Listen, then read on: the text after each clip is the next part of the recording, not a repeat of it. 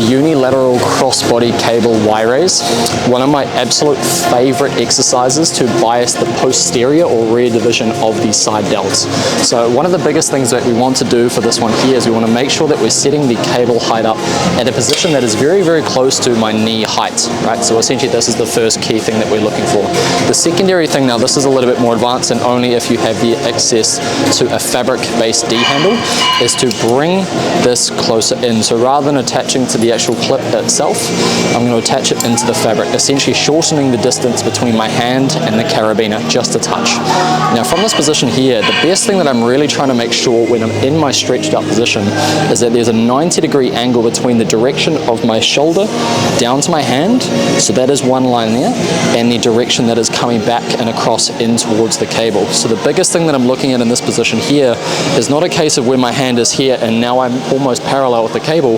It is a case of positioning my body almost away from the cable in a way that now my arm is reaching down into this position here, and then it's 90 degrees coming back towards the cable. So typically it's always going to be a combination of rotated slightly away from the cable and slightly in front of. So essentially I have this cable pulling slightly back and into me.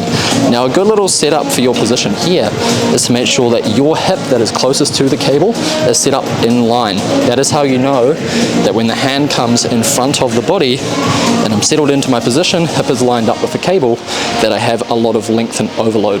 Now one of the other big mistakes I see a lot of people with this here is they allow their shoulder to protract over.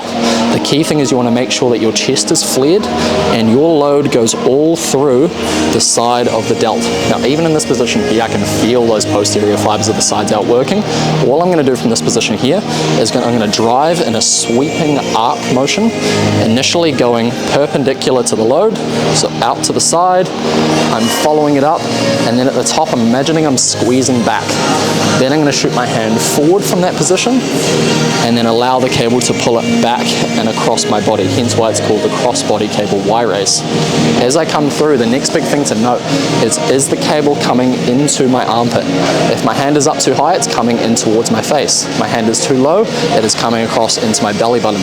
So the big focus is you want that cable not only to be in a lengthened position here, 90 degrees with the ribs flared, facing slightly away, but the other thing as well is you want to make sure as you squeeze up, the cable is coming across and into the shoulder. Now the key thing is at the bottom it should feel very, very heavy if you're doing this correctly. Again, 90 degrees is the goal.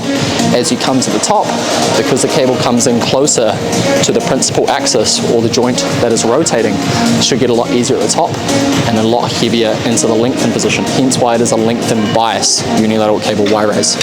I hope that helps. Touch base if you have any questions.